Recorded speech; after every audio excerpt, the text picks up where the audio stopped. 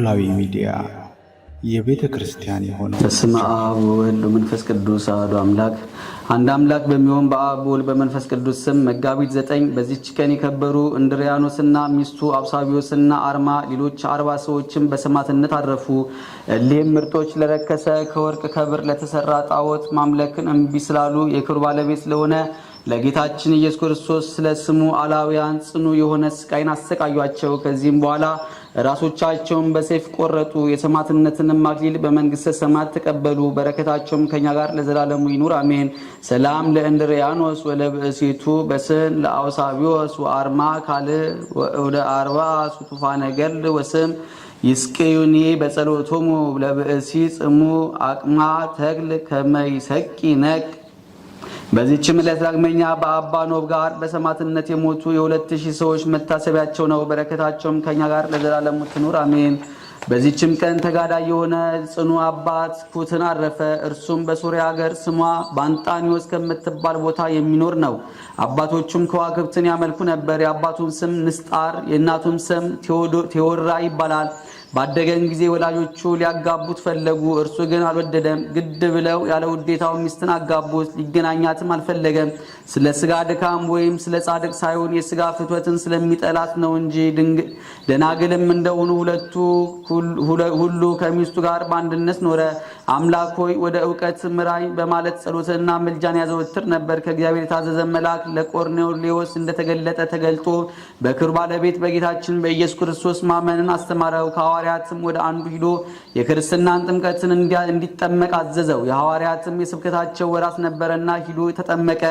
የቤተ ክርስቲያንም ትምህርት ሁሉ ሕጉን ስርዓቱንም ሁሉ ተማረ። መለኮታዊ ምስጢርንም ተቀበለ። በየቀኑ ሁሉ የሐዋርያ ጳውሎስም ትምህርትን ይሰማ ነበር። የጽድቅንም ስራ በመስራትና ንጽህናን ለበጎ ስራ መጠመር፣ ትጋት፣ ቅንነት፣ የዋህነት፣ ጾም፣ ጸሎት፣ ሰጊድ በላዩ ተጨመረ።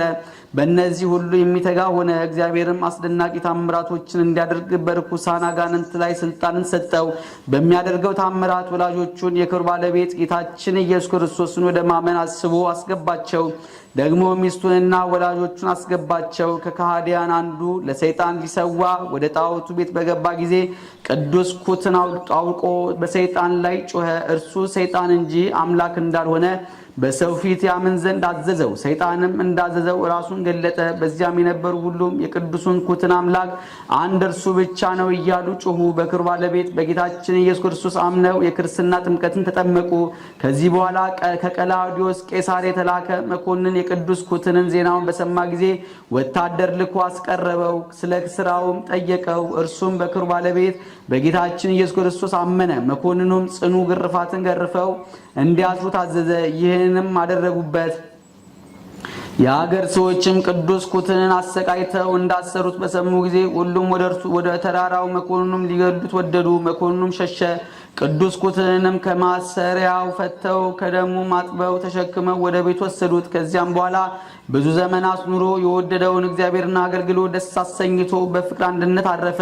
ከእረፍቱም በኋላ ቤቱን ቤተክርስቲያን አድርገው ስጋውን በውስጡ አኖሩ። ጌታችንም ከስጋው ብዙዎች ታላላቅ ታምራቶችን አሳየ። በረከቱም ከኛ ጋር ለዘላለሙ ትሁን አሜን። ሰላም ለኩትን በእደ ሐዋርያ ዘተጠምቀ እመላከ ሰማይ ትምህርተ ከመተጠየቀ ሶባ ገበርዎ እንተ ህሊናሁ ይጽሕቀ በፍትወተ ስጋ ይተሙአ ወበስምረቱ ይወርቀ ምስለ በሴቱ ሰኪቦ ዘአኮ ርሁቀ።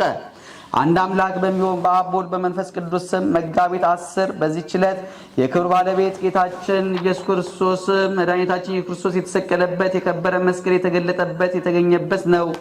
ዛቅረብኩ ማሌታ ዘኪራ ይላፈ መለጥ ጸምዱከ ዘልፈ ለላ ነብብ ተወከፍ ዘንዴተ መጻፈን ተረሰይ ከግዚኦ ጸሪቀ መበለት ኩፈ እምእላ አቡ ቡላን ዘተርፈ ነቢያት ቅዱሳን ሐዋርያት ሰባኪያን ጻድቃን ወሰማዕት ደናግል አዲ ወመነኮሳት ሄራን ባርኮ ባርኩ ጉባኤ ዛቲ መካን እስከ አረጋዊ ሊቅ ወንዑስ ሕፃን ለዘጻፉ በክርታስ ወለዘጻፉ እንዘ ይደርስ ለዛንበቡ ለዘተርጎሙ በልሳን አዲስ ወለዘሰማ ቃዶ በዝነ መንፈስ በጸሎተ እሙ ማርያም አራቂተ ኩሉ እምባይ ስውሬ ማረነ ኢየሱስ ክርስቶስ። የሰማነውን በልቦናችን ያሳድርብን። ከቅዱሳን ረድኤት በረከት ያሳትፈን። አቡነ ዘበሰማያት